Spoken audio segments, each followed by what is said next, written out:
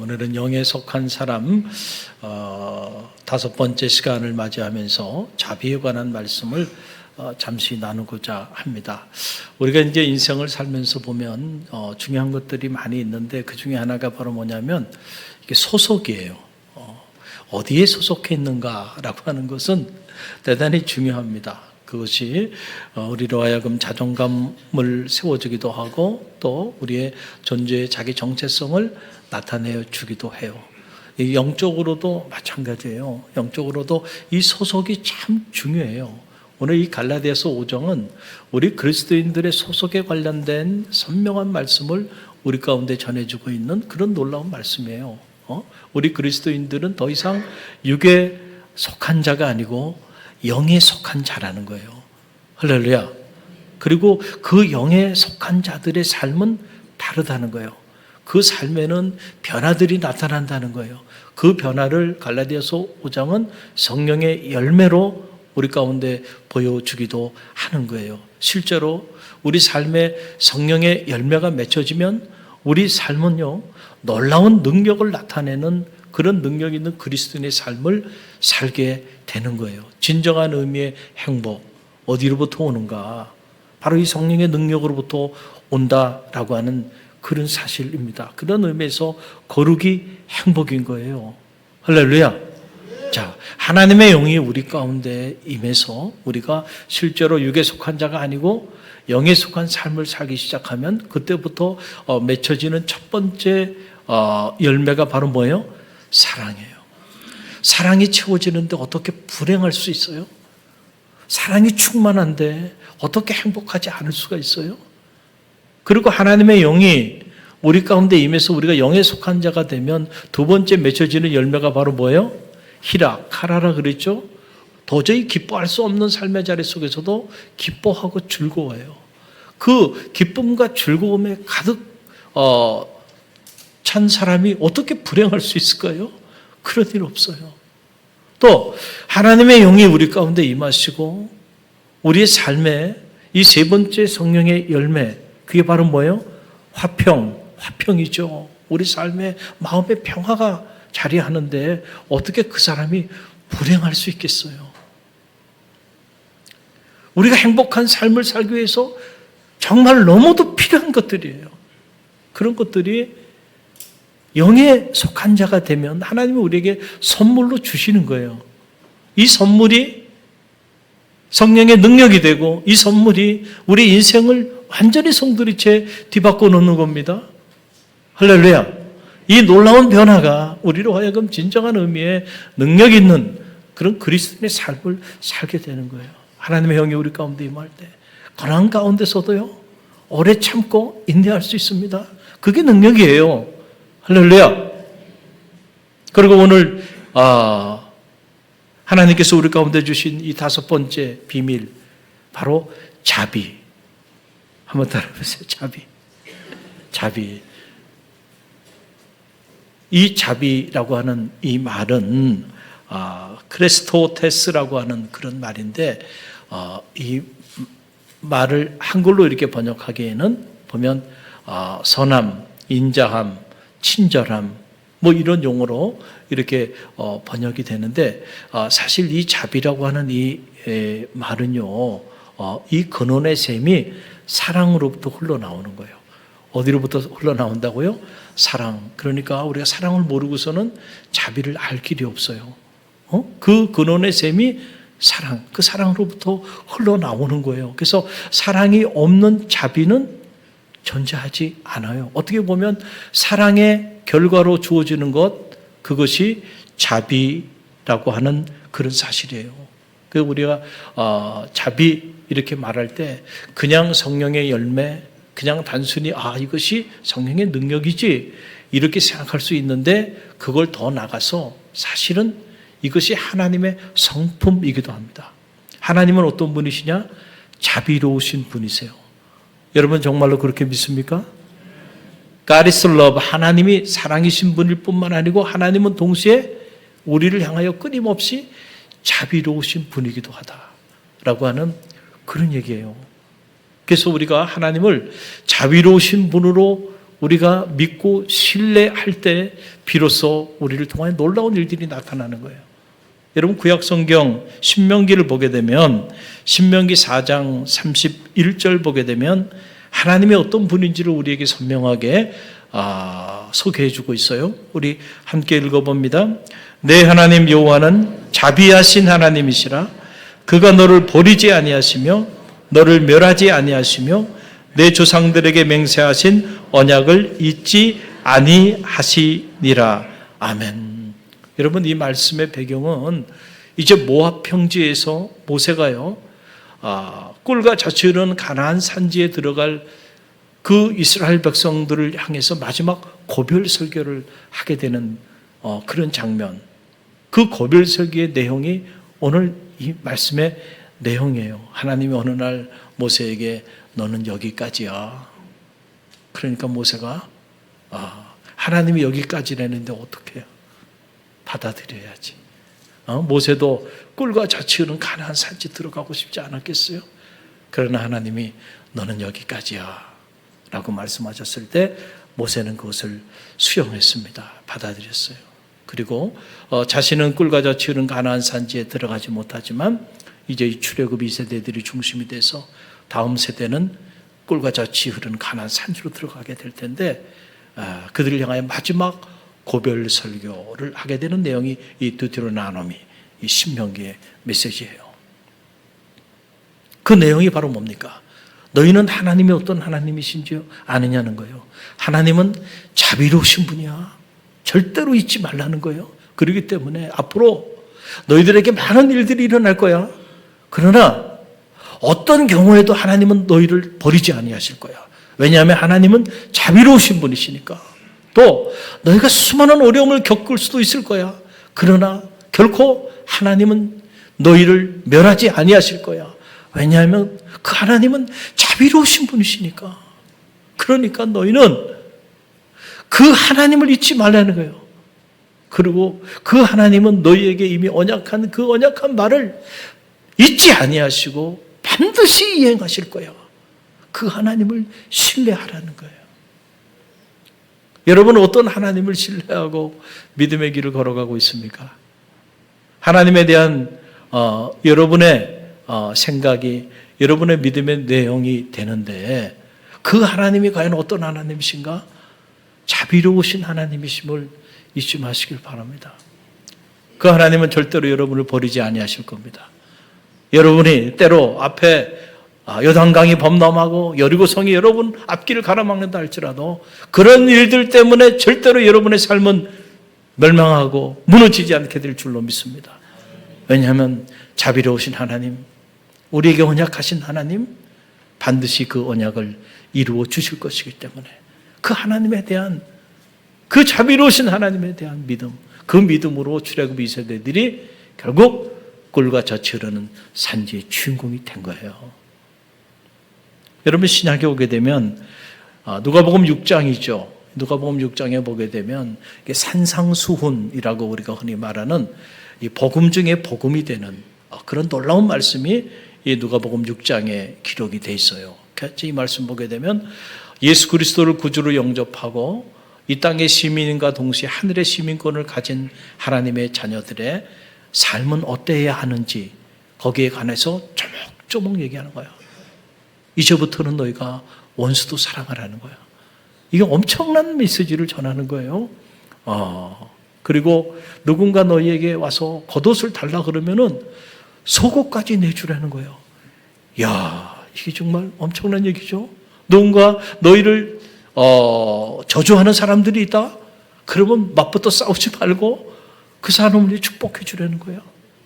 누군가 너희를 모욕하는 사람이 있다고 한다면 그 사람 미워하지 말고 그 사람을 위해서 기도해 주라는 거예요. 그리고 너무 쉽게 사람을 비판하지 말라는 거예요.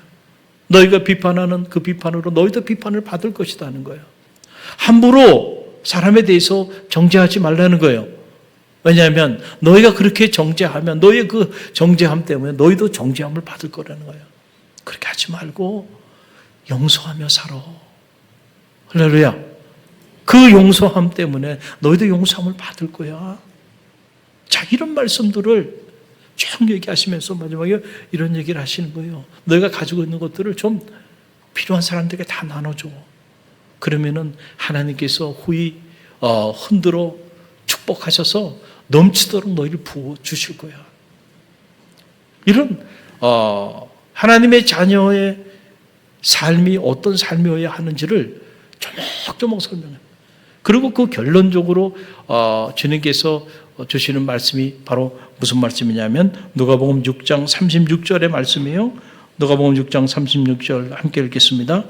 너희 아버지의 자비로우신 같이 너희도 자비로운 자가 되라.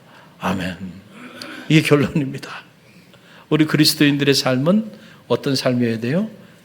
자비로운 삶이어야 돼. 하나님 아버지가 자비로우시니 너희도 자비로운 자가 되라. 그 자비로움의 내용을 누가복음 6장이 이렇게 조목조목 얘기해 주고 있는 거예요. 신뢰가 되지 않으면 옆 사람만 바라보세요. 자비로운 눈빛을 가지고 있는지 아니면 잡아먹으려고 그러고 있는지. 하나님의 사람은요, 자비로워야 된다니까. 눈빛도 자비롭고 말도 자비롭고 마음도 자비롭고 삶도 자비로워요. 그게 짝퉁이 아니고 진품 그리스도인이라는 거예요. 여러분, 영국의 그리스도인들을 향해서 인도의 성인 마하트마 간디가 한 말 중에 이런 말이 있어요. 나는 당신들의 그리스도 예수를 사랑하고 존경한다는 거예요. 그러나 당신 영국의 그리스도인들은 좋아하지 않는다는 거예요. 왜냐하면 예수님과 너희는 너무 다르다는 거예요. 주님과 우리가 너무 달라지지 않게 되기를 간절히 바랍니다. 우리가 실제로 하나님의 영인 성령이 우리 가운데 임하게 되면 우리 내면 안에 변화가 일어나게 돼 있는 거죠. 그 변화 중에 하나가 바로 뭡니까? 하나님의 성품이 우리 안에 체화되게 되는 그런 역사가 나타나는 거예요. 그래서 보면 저 사람의 말이나 행동이나 삶을 통해서 그 하나님의 자비로운 성품이 묻어 나와야 되는 거예요. 그 전에는 우리가 하나님께 속한 자는 아니에요. 하나님께 속하게 되면 하나님의 성품이 우리의 삶을 바꾸게 됩니다. 변화가 나타나기 시작하는 거예요. 그래서 우리도 자비로운 삶을 살아가게 되는 그런 역사가 나타나는 거예요. 이걸 우리가 성화, sanctification이라고 말하는 거예요. 점점 거룩한, 그리스도를 본받아 거룩한 존재가 되어 간다고 하는 것은 다른 게 아니죠. 우리도 하나님처럼 하나님의 이 고매한 성품을 따라 우리의 성품도 변화되어 가는 거예요. 그전에는 무자비하게 살았어. 무자비하게. 자기밖에 몰라. 그 자기 가족밖에 몰라. 그리고 그 외의 것에는 관심이 없고요. 그리고 자기와 자기 가족의 유익만을 위해서 그 외의 나머지 사람들에 대해서는 자비 없이 살아갔어요. 이런 사람이요, 하나님의 영이 실제로 임하게 되고 그 성령이 그의 삶을 움직이기 시작하면은요, 변화가 나타난 거예요. 그 다음부터는요, 나를 넘어서는 역사가 나타나는 거예요. 그전에는 보이지도 않았어요. 나와 내 가족 외에 다른 사람은 눈에 들어오지도 않았는데 어느 순간부터 나와 내 가족 외에 다른 사람들이 보이기 시작해. 그들의 아픔이 보이고 그들의 고통이 보이고 그들의 상처가 보여. 그러니까 보이는 것으로 끝나지 않고요. 컴패션이라는 게 뭡니까? 함께 느끼는 거야. 그 고통이 나에게도 느껴져. 그 아픔이 나에게도 느껴져.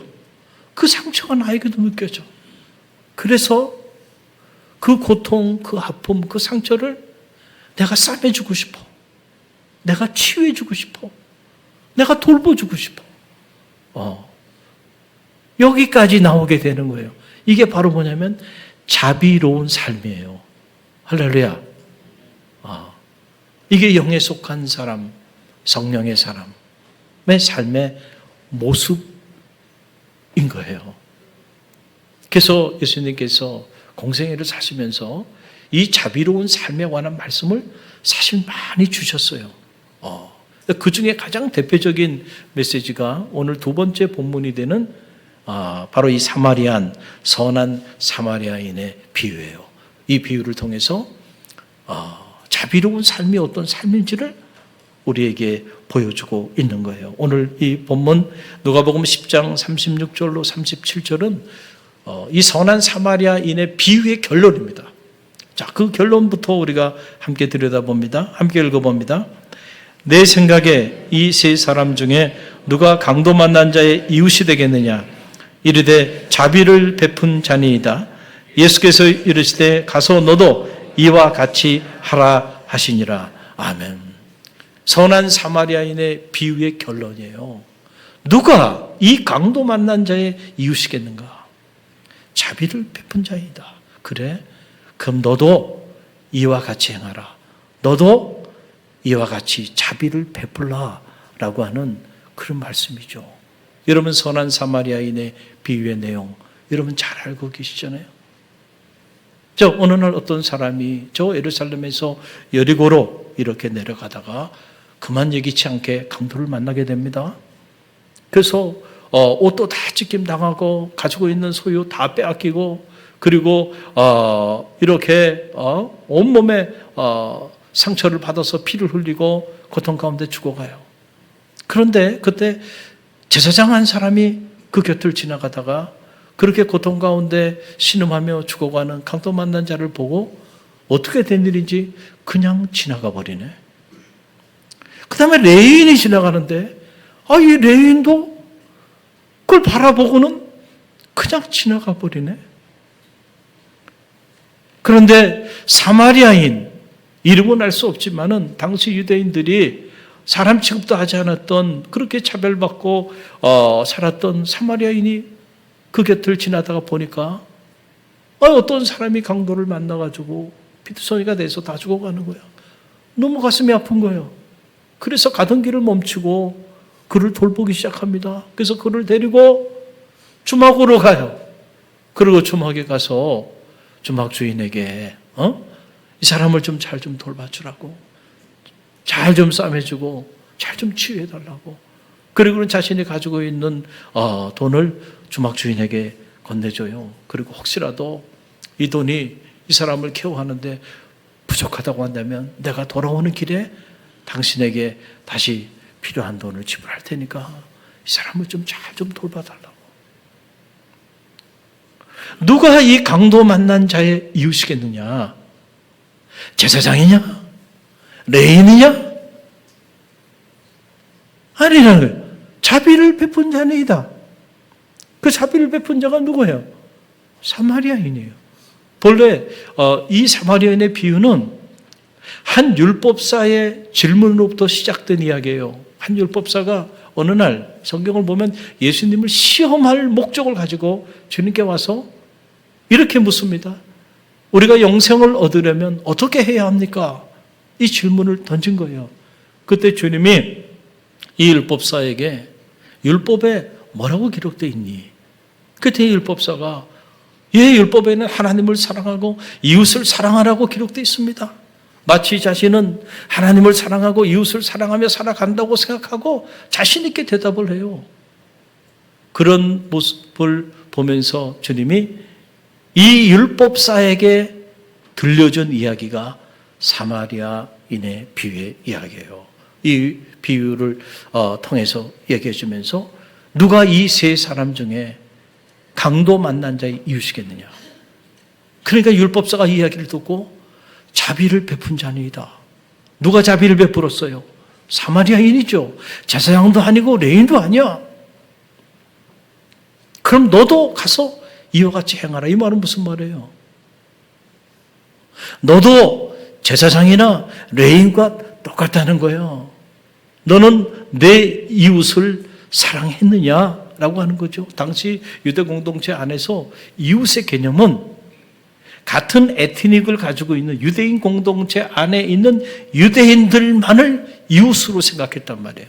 그래서 구약에도 보게 되면 내 이웃을 내 맘같이 사랑하라는 계명이 나와요. 그런데 그 계명은 거기서의 이웃은 유대 공동체 안에 있는 이웃을 말하는 거지 그 공동체 밖에 있는 사람을 이웃으로 말하는 게 아니에요. 그러나 예수님이 말하는 이웃은 그 경계선을 넘어서는 거예요.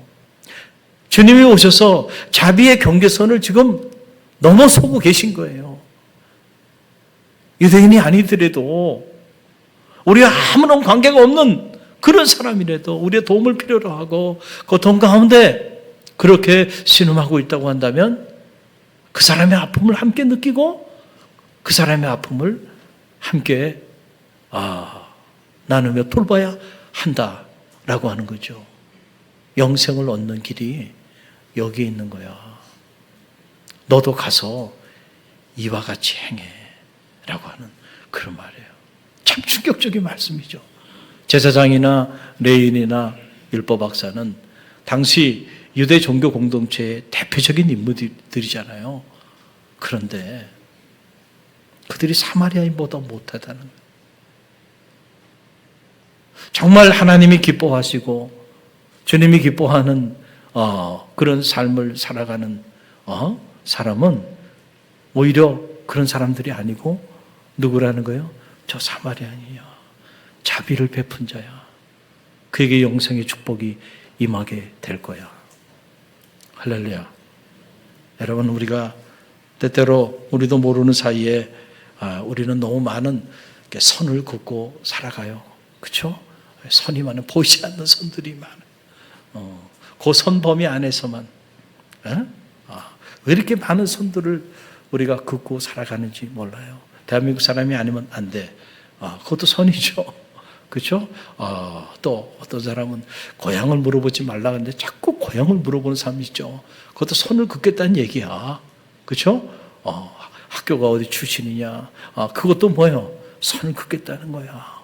내 동문이면 그냥 무조건 다. 수없이 많은 선을 긋고 살아요, 우리는.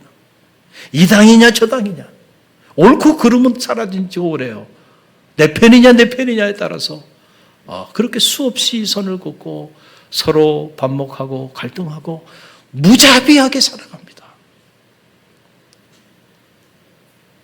성령의 능력이 실종되고 성령의 열매가 실종된 사회가 아니겠는가 이런 생각을 하게 돼요. 언제부터인가 여러분 한국교회 안에도요 보면 사람들이 무섭다니까.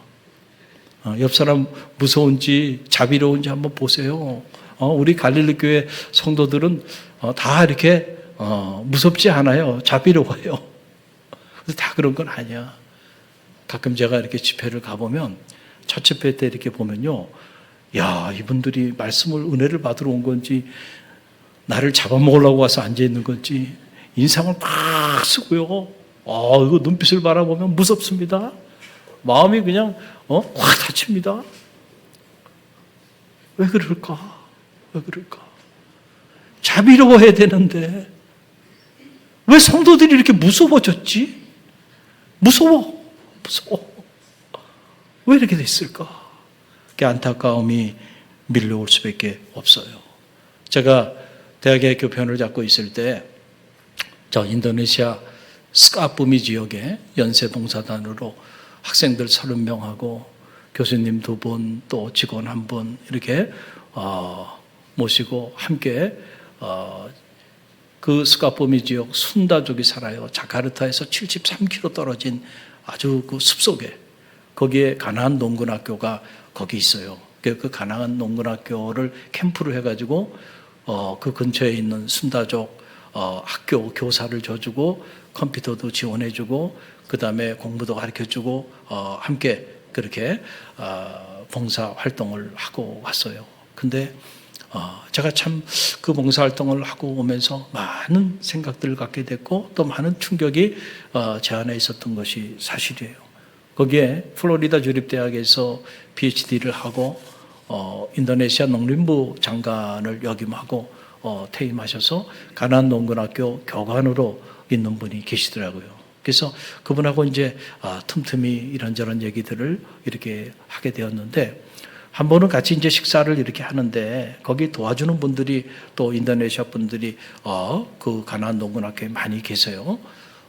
근데 식사를 하는데 테이블도 대단히 넓고 많아요. 뭐 한 100명 가까이 앉아서 이렇게 식사할 수도 있는 그런 적인데 점심을 하는데 그분들은 테이블에 앉지 않고 저 뒤쪽에 거기 바닥에 이렇게 모여가지고 앉아서 식사를 하는 거예요. 근데 그 모습을 보니까 제가 너무 가슴이 아픈 거예요. 아니 같이 테이블에 앉아서 식사를 점심을 같이 먹지 왜 저렇게 거기 앉아서 식사를 하는가. 그래서 와서 같이 식사를 하자고. 그런데 극구 사양을 하시더라고요. 그러니까 이제 이분이 저한테 얘기를 하는 거예요. 그냥 두시라는 거예요. 저 사람들에게는 그게 그냥 편하다는 거예요. 그러면서 이제 얘기를 자기 속에 있었던 얘기들을 좀 하더라고요, 이분이. 네덜란드가 350년 동안 인도네시아를 식민 지배했습니다. 물론 잠깐 1942년에서 1945년에 일본이 잠깐 그 식민 지배를 한 적이 있긴 하지만 전체로 보면 그 오랜 동안 거의 350년 동안 네덜란드라는 나라를 식민 지배하고 그리고 그것에 교회를 짓고 그리고 그들 나름대로는 또 복음도 전하고 그렇게 기독교 국가로서 그런 활동들을 했어요. 그런데 이분의 말은 뭐라고 얘기하냐면은 그 네덜란드인들은 말과 삶이 달랐다는 거예요. 뭐가 달랐다고요? 말과 삶이 달랐다는 거예요. 말로는 뭐 성경도 가리키고 뭐 이런 사랑도 얘기하고 하는데 실제적인 자신들을 대하는 삶은 무자비했다는 거예요. 차별하고 착취하고. 그러니까 너무 오랫동안 그런 차별과 착취를 받아가지고요. 이분들이 자연스럽게 함께 어우러져서 그렇게 식사하고 이러는 게 불편한 거예요. 그 얘기를 하는 거예요. 그러면서 저한테 그러더라고요. 한국의 그리스도인들은 어떠냐고 묻더라고요. 한국의 그리스도인들은 어떠냐고 그렇게 물어보더라고요. 350년 동안 식민지배를 하고 떠난 그 땅에요. 미 전도국이 됐어요. 87%, 90% 이상 이슬람 국가가 되고요. 반기독교적인 정서가 그 나라에는 곳곳에 자리하고 있어서 그 가나안 농건학교에서도요. 우리가 한 2주를 갔다 왔는데 주일날도 예배도 못 드리고 큰일 납니다. 거기서 예배 드리는 거 알면 폐쇄해야 됩니다. 그러나 그 농건학교 안에는 무솔라라고 해가지고 이슬람 기도처소가 있어요. 그 기도처소는 보니까 가스스테이션에도 있고 또 음식점에도 있더라고요. 그 시간이 되면 다 거기 가서 기도하는 새벽에도 뭐 도시 전체가 기도 소리로만 이슬람 국가가 된 거예요. 그리고 그들에게 예수 그리스도는 백인 식민 지배자의 부족 신종들, 반기독교적 정서가 너무 강한 거예요. 자비를 잃어버렸을 때 힘을 갖고 그 힘을 가지고요. 350년 동안 나라를 다시는. 인도네시아만 그런 게 아니에요. 동남아시아 대부분의 나라가요. 서구 열강이 400년 동안 식민 지배했습니다. 그리고 그들이 떠난 다음에 지금 동남아시아 대부분의 나라들이요. 미 전도국으로 돌아서고 토속 종교나 이슬람으로 다 바뀐 거예요. 뭐를 잃어버렸기 때문에 그래요? 자비로운 삶을 잃어버린 거야. 그래서 제가 비행기를 타고 이렇게 오는데 그런데 어떻게 대한민국은 이렇게 가는 곳마다 교회가 세워지고 어떻게 이렇게 복음이 놀랍게 전파되었을까? 일본이요. 기독교 국가가 아니었기 때문에 그런 거야. 만약에 일본이 우리를 30년 동안 식민 지배했는데 그 나라가 기독교 국가였다고 한다면 아마 해방 이후에 이 땅에 교회에 발을 딛지도 못했을 거예요. 그러나 오히려 미국을 중심으로 서구 열강이 해방 이후 그리고 6.25 동란을 겪고 그 이후 폐허가 되고 다 버려진 이 죽음의 땅을 그 크리스찬들이 여러분 돌봐줬잖아요. 그걸 잊어먹으면 안 돼. 그 은혜가 있잖아. 그래서 교회가 이렇게 성장하는 계기가 된 거예요.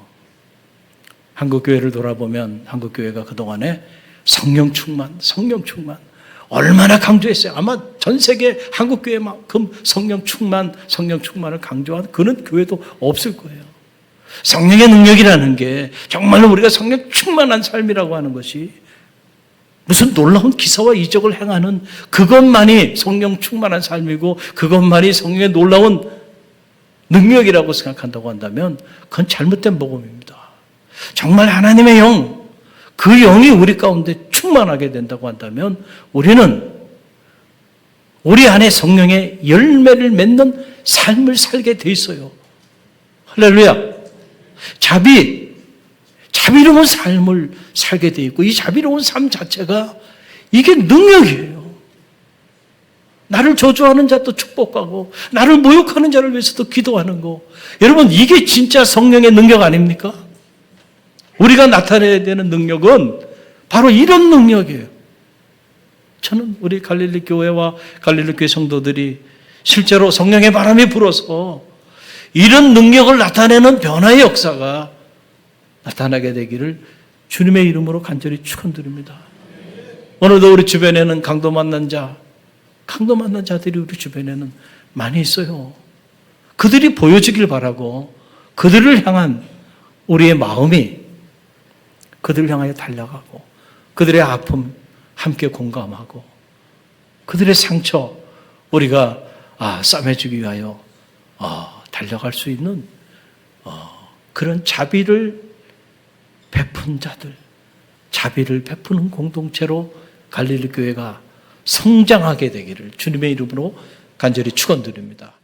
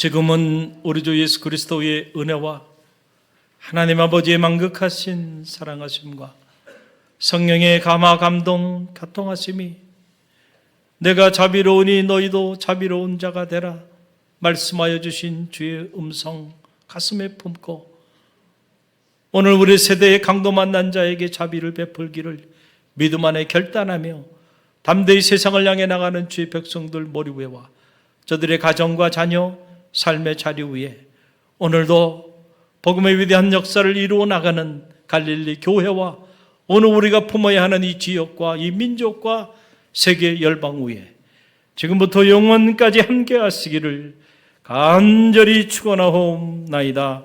아멘.